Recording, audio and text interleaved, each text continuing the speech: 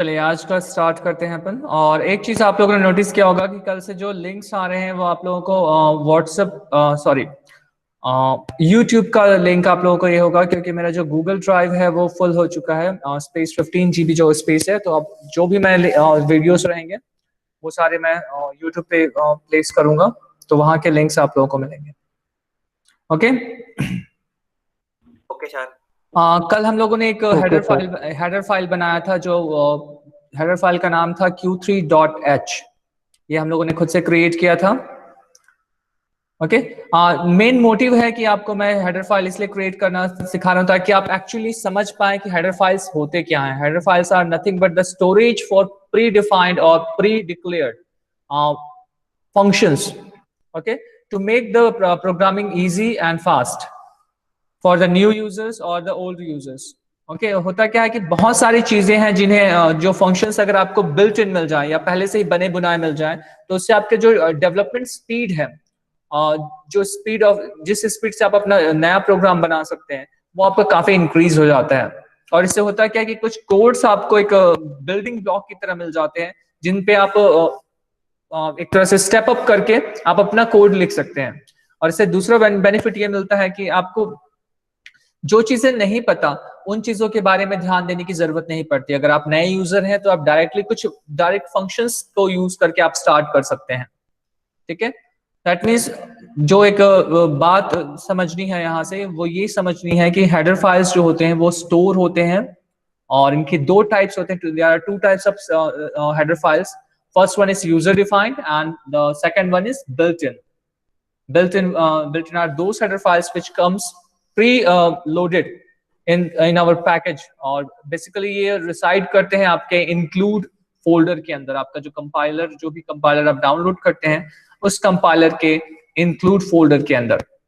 Okay और हमने difference भी देखा, how to access your own header file and how to access pre-built header files।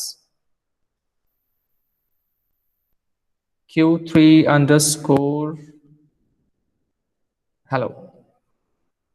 Okay यहाँ पे हमने देखा कि हाउ टू एक्सेस, हाँ ये है आपका built in header file using angular brackets and accessing user defined header files using double quotes.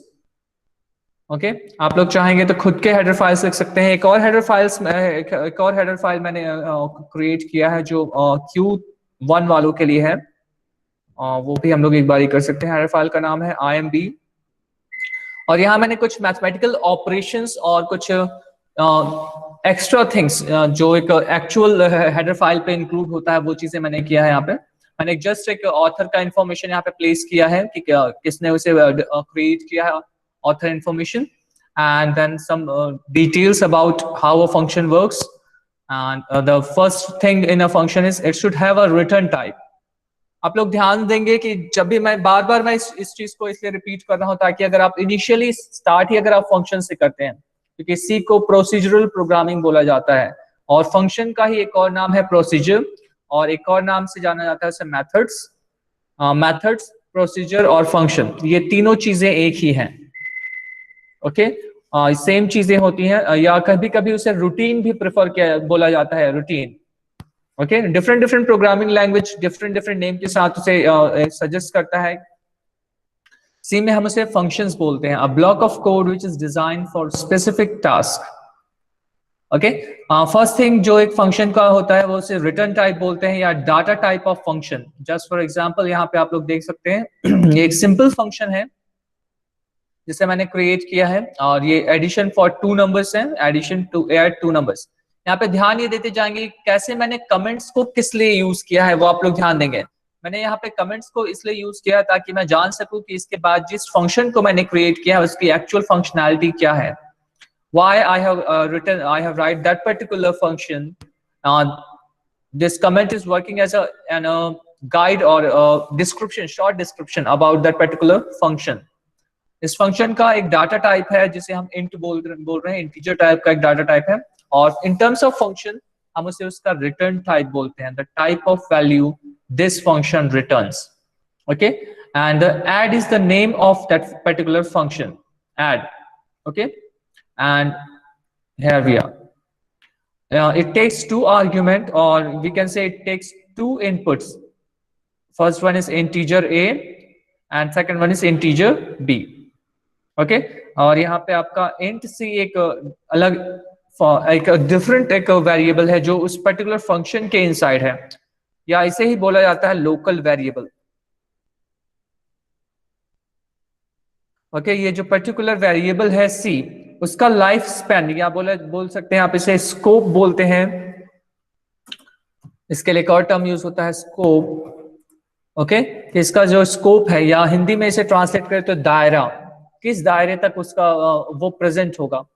तो ये जो पर्टिकुलर बॉडी है, the body of function, with in the body of function the availability or existence of c variable c is within the boundary or within the body of that particular function.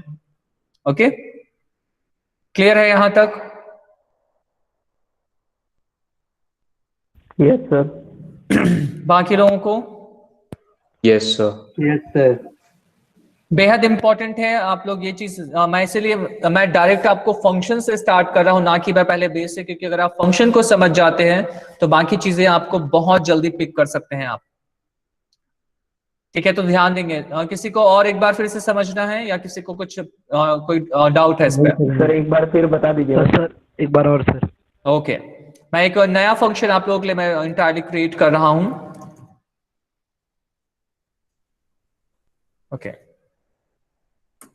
इसे हम नाम देते हैं subtraction और subtract.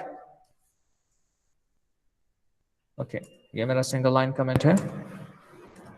अब suppose देखो, जब भी आप कोई फंक्शन लिखते हैं उस फंक्शन को लिखने से पहले कॉज होना चाहिए, why we are writing that particular function. So the first reason is I want to subtract two integer values. Okay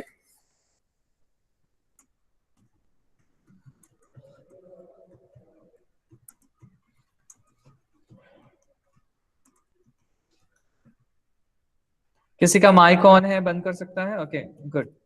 Okay, to subtract two integer values, to subtract how many values we require to perform that particular operation? Two variables. Okay, good. Suppose मैं two variables लेता हूँ. First variable का नाम है मेरा a and the second variable is b, and the type of variables, obviously अगर मैं integer mention किया हूं क्वेश्चन पे, तो यहाँ पे मेरा जो टाइप होगा वो क्या होगा? इंट या इंट. ओके अब क्योंकि ये फंक्शन है, फंक्शन का नेम मुझे एक देना पड़ेगा. फंक्शन नेम मैं क्या लग सकता हूँ? फंक्शन का नेम. सब्सट्रैक्ट करना है तो सपोज मैंने इसे सब्ट्रैक्ट ही दे दिया. ओके अब इस पर्टिकुलर जो एक मैंने एक प्लॉट किया है उसका सिनेरियो, उससे मैं अब यहाँ पे एक्चुअल कोडिंग में कन्वर्ट करता हूँ. मेरा रिटर्न टाइप क्या होगा? और okay return the value. Okay और इसे हम ये कर सकते हैं type of value it returns. Okay कौन सी टाइप की वैल्यू ये रिटर्न करनी चाहिए? क्योंकि इंटीजर्स को ये ऐड कर रहा है, तो कौन सी टाइप की वैल्यू रिटर्न करनी चाहिए? इंटीजर्स. इंटीजर. दैट मीन्स वो भी इंट रहेगा. ध्यान देंगे बेहद इंपॉर्टेंट टॉपिक है ये. अगर आप लोग एक बार समझ जाते हैं तो आप खुद के फंक्शंस आप लिख सकेंगे. ठीक है, और खुद के फंक्शंस लिखना that means creating something special. जब एक नया यूजर लिखता है खुद का एक फंक्शन तो बहुत एक्साइटिंग होता है. मैं इससे क्या क्या कर सकता हूँ, वो एक अलग ही फीलिंग होती है. Okay okay SUB and the inputs. जो इनपुट है यहाँ पे इनपुट को मेंशन करूंगा, वो भी इनपुट्स के भी टाइप इंट होंगे. तो int a and int b मेरा एक दो इनपुट हो गया. And then body of that function and type of value it returns is return. Okay यहाँ पे एक इंटीजर वैल्यू ये रिटर्न करेगा. फिलहाल मैं जस्ट 0 रिटर्न ये कर रहा हूँ क्योंकि अभी मैंने यहाँ पे इनर कोई भी चीज मैंने इसका एक्चुअल जो डेफिनेशन है वो मैंने डिफाइन नहीं किया है. सो अब डिफाइन करते हैं इसका डेफिनेशन पे. यहाँ पे मेरे पास दो इनपुट्स आ जाएंगे a और b, और उन्हें मुझे सब्सट्रैक्ट करना है. a माइनस b मुझे परफॉर्म करना है. तो मैं इसके लिए एक थर्ड वेरिएबल यूज कर सकता हूँ to store the answer generated during the operation of a minus b. मैं इसे int c कर सकता हूँ. एंड देन क्योंकि इंटीजर टाइप की वैल्यूज का सब्सट्रैक्शन हो रहा है then c equals to a minus b। मैं ये कर सकता हूं एंड क्योंकि मुझे रिटर्न क्या करना है, ऑब्वियसली अगर कोई फंक्शन को कॉल करता है तो फंक्शन का ही जो आंसर होगा वो रिटर्न होना चाहिए। तो मैंने यहाँ पे रिटर्न सी कर दिया कि मुझे वो रिटर्न क्या करना चाहिए, आंसर को रिटर्न करना चाहिए, क्योंकि यहाँ मेरा सॉल्यूशन क्या है, सी है मेरा सॉल्यूशन। तो आप लोग समझ आए आप लोगों को ये पूरा जो सिस्टम क्या कैसे काम करता है फंक्शन का? सर एक डाउट है। हाँ बोलो। Yes sir. सर यहाँ पे 2 बार इंटीजर क्यों ले रहे हैं? मतलब लाइक पाइथन में एक बार इंटीजर पे काम हो जाता है। बेटा देखो कुछ चीजें डिफरेंट डिफरेंट लैंग्वेज में डिफरेंट होती हैं, ठीक है। जस्ट लाइक एग्जांपल, हम हिंदी में हम पानी को पीना बोलते हैं, पर उसे बांग्ला में बोलते हैं हमें जल खाबिशी। अब तुम यहाँ पे क्वेश्चन करोगे कि हम जल को पानी को खाते नहीं है पीते हैं, तो ये पॉसिबल नहीं है। ओके तो कुछ कुछ रिस्ट्रिक्शन और सिंटैक्स होते हैं जो किसी एक पर्टिकुलर लैंग्वेज पे ही काम करते हैं। Okay okay sir. किसी को और किसी तरह का doubt? Sir, so in line number 50, there is c equal to a minus b. या Can we write a minus b equal to c? yeah sure we can write a minus b, a minus b or b minus c, so b minus a, c equals to b minus a. No, sir. Left side a minus b equal to c. Okay, I got your question. You means a minus b equals to c, right? Yes, sir. No, it's not possible. Why it is not possible? Because c is a variable and a and b holds the value. Okay, it's a mathematical logic. Okay, whenever we perform any mathematical operation, just for example, 5 minus 3 equals to 2. When we human perform this particular operation, it's okay for us because we are human, we can read it from here and there. But for computer, it is always from right to left. So in this way, we have to perform c equals to a minus b. That means subtract a minus b or perform subtraction between a minus b and store the value in c. Okay. So it means left side always contains c. Yeah, left side always contains a variable. It's not possible to place any constant variable in left side. Okay. Okay. If you do that, okay, you can do that thing. A equals to b. Okay, it can be done. A equals to b. In this case, what happened? The value of b is the value of b is again stored in a. That means a copy of b is stored in a, and the previous value of a is gone, means vanishes. It means the value of a is overwritten by the value of b. Okay, यहाँ पे होगा क्या? देखो simple बातों में अगर simple sentence में कहें तो इससे क्या होता है कि जो हमारा लेफ्ट हैंड साइड है वहां पे हमेशा वेरिएबल होता है, और राइट हैंड साइड पे जो भी ऑपरेशंस हम परफॉर्म करते हैं, एक्सप्रेशंस, वो होते हैं, और जो भी रिजल्ट्स आते हैं वो हमेशा जो हमारा लेफ्ट हैंड साइड का वेरिएबल है उस पर स्टोर होता है। और अगर आप ये ऑपरेशन परफॉर्म करते हैं तो इसका मतलब है कि आप वैल्यू ऑफ बी को ओवरराइट कर रहे हैं वैल्यू ऑफ ए पे। हाँ, और जिन लोग टर्बो सी प्लस प्लस चला रहे हैं वहां पे एक एरर देता है, ये एल वैल्यू रिक्वायर्ड समथिंग, कुछ ऐसा एक एरर वहां पे आता है अगर आप कुछ ऐसा गड़बड़ करते हैं तो। किसी और को कोई डाउट?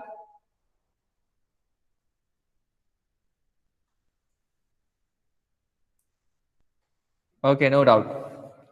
यहाँ पे इसका इसी फंक्शन का कुछ और वेरिएशन आप लोगों को कहीं कहीं पे मिल सकता है। जस्ट लाइक एग्जांपल, इसे मैं थोड़ा सा और शॉर्टकट बना सकता हूं अगर मैं चाहूं तो। जो थोड़ा डिफरेंट यूजर्स हैं, जो एक्सपर्ट यूजर है वो इसे ऐसे लिखते हैं, वो थर्ड वेरिएबल यूज नहीं करते हैं।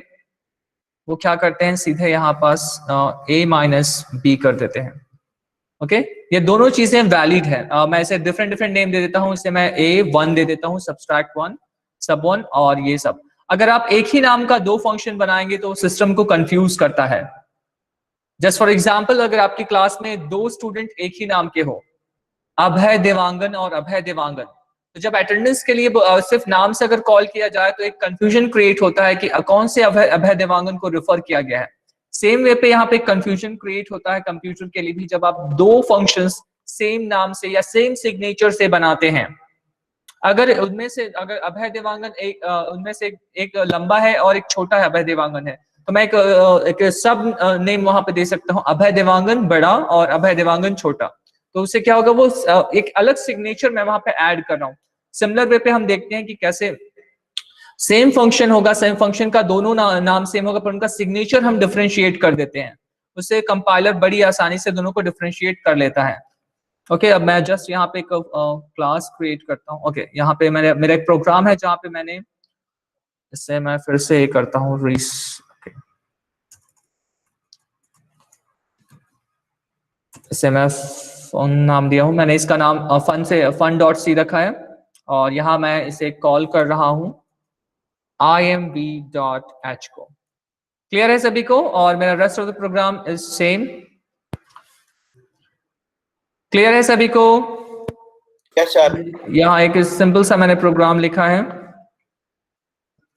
ओके, एक printf है, एक वैल्यू ऑफ a मैंने यहाँ पे लिया है, मुझे अभी फिलहाल इसकी रिक्वायरमेंट नहीं है तो मैं इसे रिमूव कर देता हूँ। और ये मेरा एक बेसिक प्रोग्राम है जो हेलो अभी यहाँ पे प्रिंट करता है, मैं हेलो को भी रिमूव कर रहा हूँ ताकि एक बेहद स्ट्रक्चर पे आ जाए, मेरे सिंपल स्ट्रक्चर पे। ओके, अब मुझे एक एडिशन परफॉर्म करना है, तो मैं सब्ट्रैक्शन, तो मैंने सबको कॉल किया। ओके, अब जैसे मैं सब, हाँ बोलो। सर आपने बोला एडिशन करना और सब्ट्रैक्शन कॉल कर रहे हैं। ओके, क्योंकि हमने अभी सब्सट्रैक्शन का प्रोग्राम एक्चुअली फंक्शन लिखा है, तो शायद मिस्टेक से मेरे से हो गया, सॉरी। अभी हम सब्सट्रैक्ट करने वाले हैं, और हाँ वहां पे एडिशन का भी फंक्शन अवेलेबल है, तो हम एडिशन भी करके देखेंगे। पहले हम सब्सट्रैक्शन परफॉर्म करते हैं, जिस फंक्शन को हमने भी क्रिएट किया है उसे पहले यूज करते हैं। यहाँ पे देखो, जैसे ही मैंने सब लिखा, मुझे एक सिंटेक्स वो हाईलाइट कर रहा है कि return type is int and the first argument it takes is integer a and the second argument is integer b। Okay, तो मैंने a की जगह पे वहां पे 12 लिखा, और मैंने b की जगह पे वहां पे 13 लिखा, और मैंने उसे एंटर कर दिया। ओके, क्लियर है ये? Yes sir. ओके, अब मैं इसे Yes, sir. सिंपल एक रन परफॉर्म करता हूं, देखते हैं उसका रिएक्शन क्या होता है।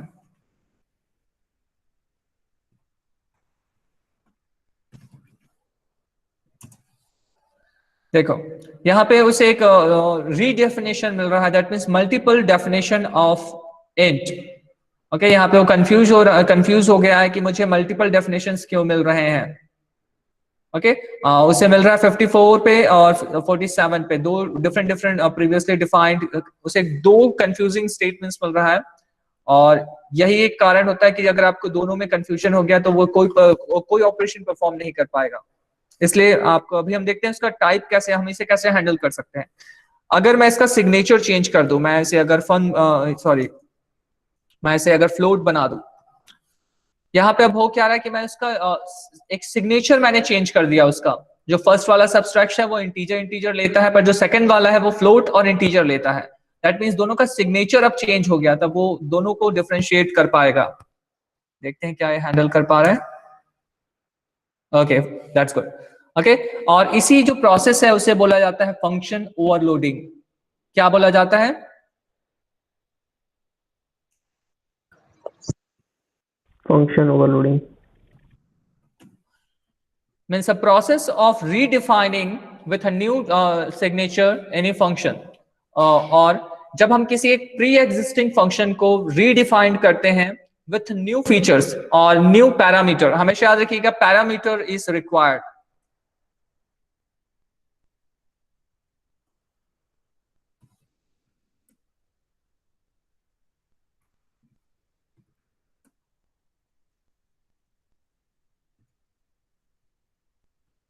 Redefining an existing function with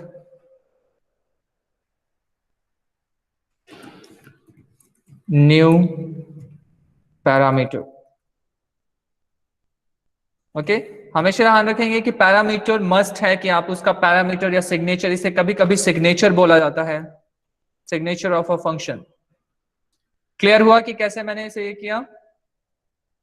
अब यहाँ पे क्या होगा, ये एक फ्लोट और एक इंटीजर वैल्यू को ऐड करेगा, पर रिटर्न अभी भी ये क्या कर रहा है, दो इंटीजर्स का या फ्लोट, और जो जो वैल्यू ये रिटर्न करेगा वो अभी भी एक इंटीजर टाइप की रहेगी। हम इसे परफॉर्म करके देखते हैं कि इसका रिटर्न क्या आता है। हाँ, मैंने यहाँ पे एक बार फिर से प्री कंपाइल किया मैंने, और a.out। ओके यहाँ पे कोई आउटपुट मुझे नहीं मिला, क्योंकि देखो जब ये फंक्शन कोई चीज रिटर्न करता है तो वहां पे आपको एक कोई पर्टिकुलर एक एग्जांपल इसका मैं दे सकता हूँ। जैसे अगर आप क्रिकेट खेलते हैं, ओके, तो जब क्रिकेट खेलते हैं अगर आपने बॉलिंग किया और जो बैट्समैन है उसने हिट किया और वो बॉल हवा पे है, तो अगर वहां पे कोई ग्राउंड पे वो सीधे जाके गिरेगी, अगर वहां पे कोई जो प्लेयर रहेगा तो वो कैच करेगा, राइट। अगर वहां पे कोई प्लेयर प्रेजेंट नहीं है तो क्या वो बॉल कैच होगी? No sir. No sir. Similar way पे अगर ये जो एक फंक्शन है वो थ्रो कर रहा है, वो रिटर्न कर रहा है एक वैल्यू पर, यहाँ पे उसे कैच करने के लिए कोई भी वेरिएबल प्रेजेंट नहीं है, राइट, या कोई भी एक अदर फंक्शन वहां पे अवेलेबल नहीं है जो उसे कैच कर सके, उस केस में क्या होता है, उसका जो रिटर्न वैल्यू है वो किसी काम का नहीं रह जाता। तो हमें क्या करना है, हमें उस जो रिटर्न वैल्यू है उसे किसी एक वेरिएबल पे कैच करना है। तो यहाँ पे वो a इक्वल्स टू सब 12, 13, तो अब होगा क्या, जो भी वैल्यू ये रिटर्न करेगा वो स्टोर होगी मेरे a पे, ठीक है। और इसके बाद मैं उसे प्रिंट कर सकता हूं, print f %d and comma a। यहाँ पे वो a की वैल्यू को प्रिंट करेगा कि जो भी वैल्यू यहां से मुझे मिलेगी सब्सट्रैक्शन के बाद वो उसे यहाँ पे a में स्टोर करके प्रिंट करेगा। क्लियर है ये प्रोसेस? क्लियर है सभी को? Yes sir. Yes sir. Okay, यहाँ पे मैंने उसे रन किया और देखो उसने आउटपुट क्या दिया, -1। वहां से मुझे -1 वैल्यू रिटर्न आ रही है और उसे वो प्रिंट कर रहा है। Sir, but we are not giving the data, na? We are just putting the data in the program. Okay You okay, हाँ बोलो, continue. not giving the data. Okay, यहाँ पे उस फंक्शन के लिए तो एक फंक्शन के लिए एक तरह से हम उसे प्रेजेंट, हम उसे गिव कर रहे हैं, हम उसे दे रहे हैं एक फंक्शन को। जब आप प्रिंट एफ एक फंक्शन है, राइट, प्रिंट एफ एक फंक्शन है जो हम यूज करते हैं, कहाँ डिफाइंड है ये, stdio पे। इसके लिए इनपुट हम देते हैं, हम ये इनपुट ही दे रहे हैं ना उसे। Yes, sir. तो इस पे भी तुम बोलोगे कि भाई हम इसे इनपुट कहाँ दे रहे हैं, हम तो जस्ट लिख रहे हैं। अगर मैं यहाँ पे वैल्यूज दे सकता हूँ, इसका मतलब मैं इसे जनरलाइज करके यहाँ पे वेरिएबल भी प्लेस कर सकता हूँ। ओके, जस्ट फॉर एग्जांपल मैं वहां पे एक और वेरिएबल्स, कुछ और वेरिएबल्स ले लेता हूँ, b एंड c, और यहाँ पे मैं यूजर से अब मैं इसकी वैल्यू ले सकता हूँ। जस्ट फॉर एग्जांपल मैं यहाँ पे प्रिंट करता हूँ, print f/n enter b equals to, और यहाँ पे मैं एक %d लूंगा एंड देन b। ओके, यहाँ पे मुझे एक b की वैल्यू मिल जाएगी, सॉरी यहाँ पे अभी ये b नहीं आएगा, मुझे रीड करना पड़ेगा। ओके, यहाँ पे वो प्रिंट करेगा and the similar printing for value of c। Okay, यहाँ पे दो वैल्यूज के लिए वो प्रिंट करेगा, पर जब मुझे रीड करना है, ये प्रिंट ऑन कंसोल, आपका जो टर्मिनल है उस पर ये प्रिंट करेगा, पर जब वहां से कुछ यूजर का इनपुट है उसे लेने के लिए हम scanf फंक्शन यूज करते हैं। ओके, scanf एक फंक्शन है जो वैल्यूज को लेता है ऑन टर्मिनल, फ्रॉम टर्मिनल्स, जो भी हम वैल्यू देते हैं उसे एक्सेप्ट करता है और उसे एक पर्टिकुलर वेरिएबल पे स्टोर कराता है या उस लोकेशन पे स्टोर करता है उसे। फर्स्ट में मुझे टाइप देना पड़ेगा %d टाइप, यानी कि एक इंटीजर टाइप की वैल्यू इसे एक्सेप्ट करनी है और उसे एड्रेस ऑफ b पे स्टोर कराना है। ये लाइन क्लियर है सभी को? Yes, sir.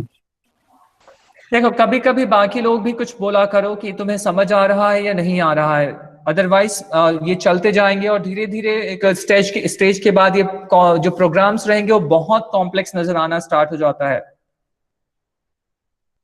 ओके, तो सभी, अगर किसी को भी समझ नहीं आता तो वो पूछ सकता है, कोई इशू नहीं है कि आप डबल पूछ रहे हैं या, देखिए मैं समझता हूँ कि हर एक इंडिविजुअल को वो राइट्स है कि आप अगर अपने क्वेश्चंस रख सकते हैं मेरी क्लास पे, ठीक है। हाँ, मेरे सब्जेक्ट्स मैं ज्यादा प्रेफर करूंगा कि अगर आप मेरे सब्जेक्ट से रिलेटेड और जिस टॉपिक पे हम चल रहे हैं उससे रिलेटेड अगर आपको जो भी क्वेश्चंस हैं आप पूछते जाइए, ठीक है, क्योंकि एक टाइम के बाद वो क्वेश्चंस पाइल अप होते हैं और वो बेहद डिफिकल्ट बन जाता है वो पूरे प्रोग्राम का कोड, कि आप पूरा प्रोग्राम समझ पाए एक ही साथ पे,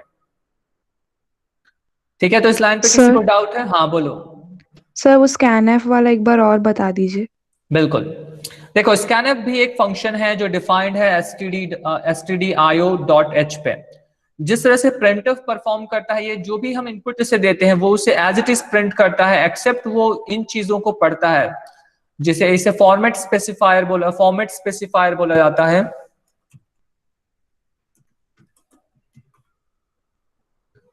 जो हमारा printf फंक्शन है वो दो चीजों को चेक करता है, पहला format specifier and the second one is first one format specifier and the second one is escape characters।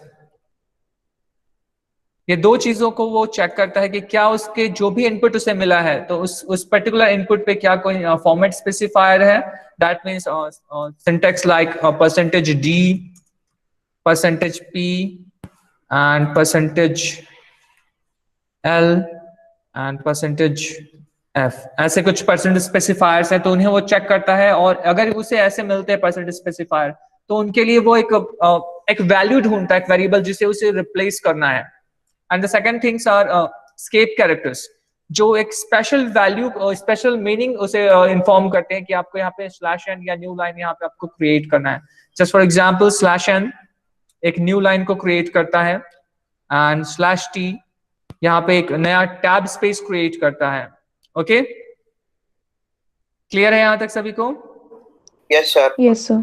Okay, तो ये दो चीजों कई लोग बोलते हैं कि जो printf है वो डबल कोट के अंदर की चीजों को नहीं पढ़ता, नहीं वो पढ़ता है और वो वहां पे ढूंढता है कि क्या उसे कोई फॉर्मेट स्पेसिफायर वहां मिल रहा है या एस्केप कैरेक्टर्स मिल रहा है।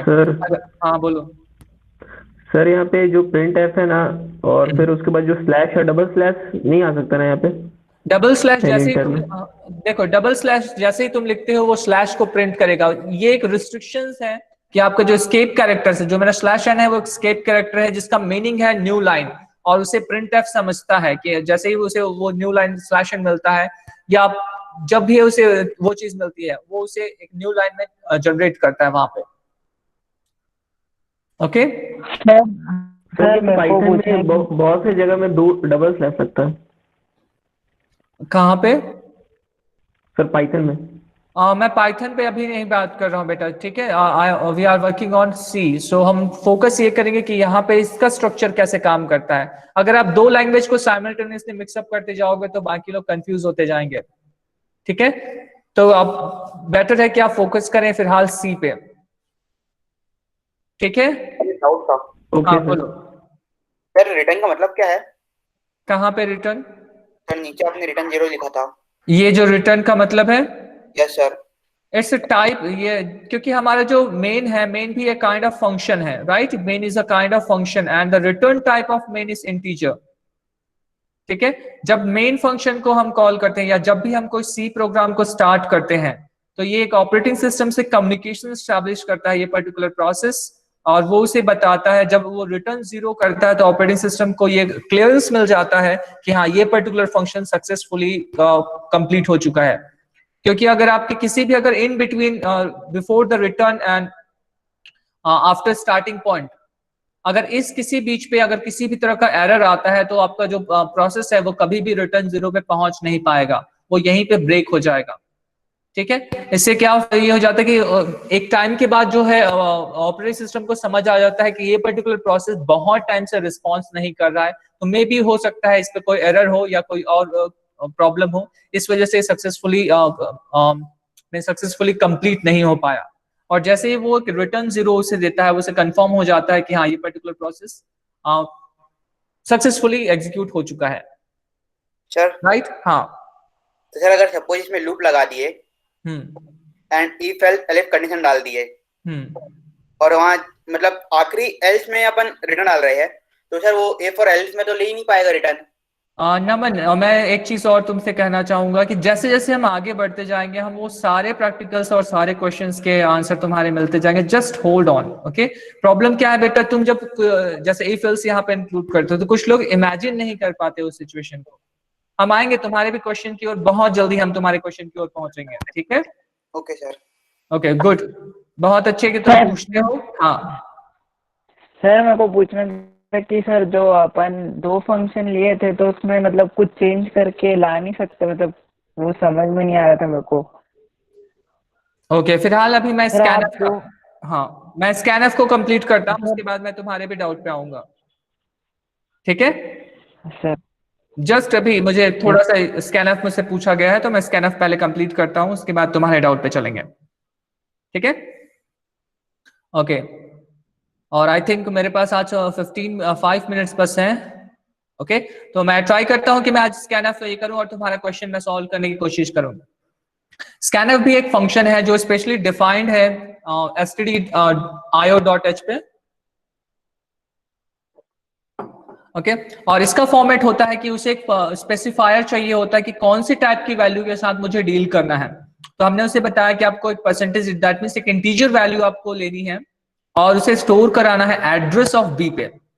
Okay, b, address of b, that means उसे बी पे डिलीवर करना है उसे। एक काइंड ऑफ समझ सकते हैं, ये डिलीवरी बॉय की तरह है। ओके, जो डिलीवर करता है वैल्यूज, और ये पिक कहां से करता है वैल्यूज को? ये पिक करता है कंसोल या टर्मिनल से। जब भी हम टर्मिनल पे कोई वैल्यू देते हैं, वो स्कैनफ रीड करता है उसे, अगर वहां पे स्कैनफ अवेलेबल है तो, और उसे वो किस फॉर्मेट पे रीड करेगा? %d फॉर्मेट पे, यानी कि एक इंटीजर की तरह रीड करेगा और उसे वो डिलीवर कर देगा बी के एड्रेस पे। क्लियर है ये? Yes sir. Okay, just for example मैं यहाँ पे इसे प्रिंट करके तुम्हें दिखा रहा हूं, value of b equals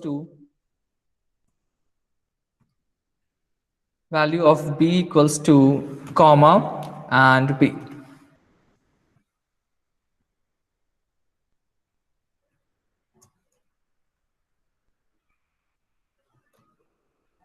okay, %d